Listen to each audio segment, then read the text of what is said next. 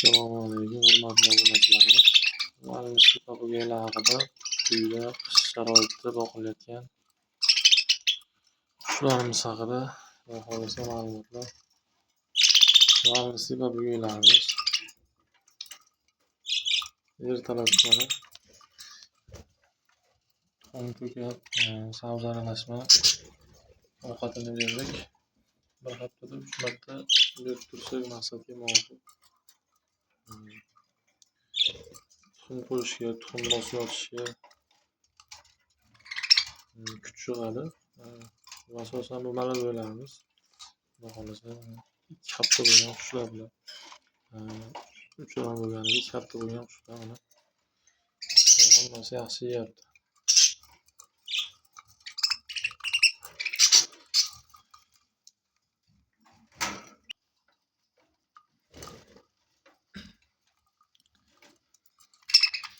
Muallimlik papugaylarimiz qishda uy sharoitida boqilayotganda oldingi videolarda ham aytilgan hammasi.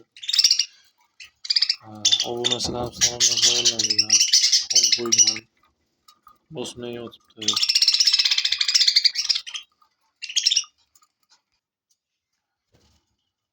Oldingi videolarimizga qo'ydik YouTube'ga, obunachilarimiz tomonidan savollar bo'lgan. Tuxum qo'ygan, bosmayapti degan. Tuxum qo'ydi, qancha paytda ochib chiqadi? Shu patlari to'kilib ketyapti degan savollarga birinchi o'rinda muallimlik papugaylarimiz tuxum qo'ygandan keyin o'rtacha 6-8 tagacha tuxum qo'yadi. O'rtacha holatda 6-8 tagacha. Ular birinchi tuxumini qo'ygandan yotmaydi. Hamma tuxumini qo'yib bo'lgandan keyin, keyin bosib yotadi. 3 kundan keyin hisoblash kerak. Agar kuniga hisoblaydigan nimalar bo'lsa, 3 kundan hisoblash kerak. Necha kun? 15 kunda xudo xohlasa birinchi poladan chiqishni boshlaydi. Hamma tuxumni qo'yib bo'lgandan keyin bosishni boshlaydi bu qushlar.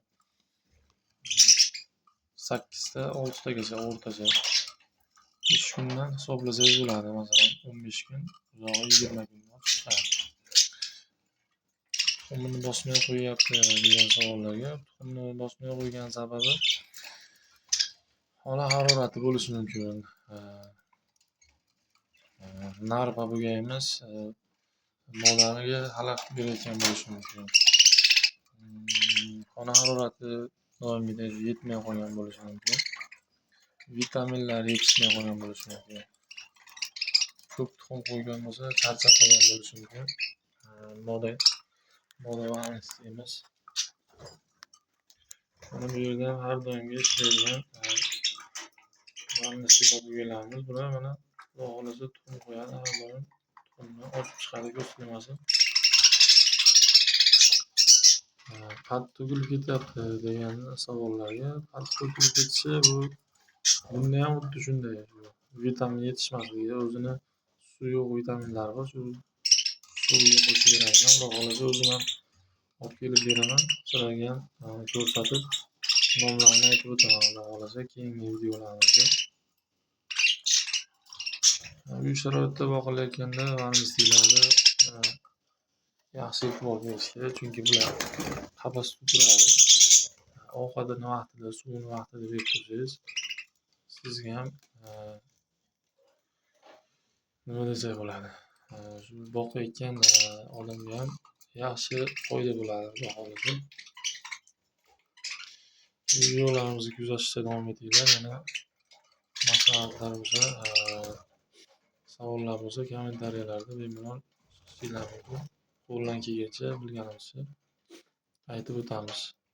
Videolar yoqqan bo'lsa like bosib obuna bo'lib qo'yasizlar. Qo'ldan kelgancha maslahatlar beramiz, videolar qo'yib boramiz. Rahmat, obuna bo'lib like bosganlarga.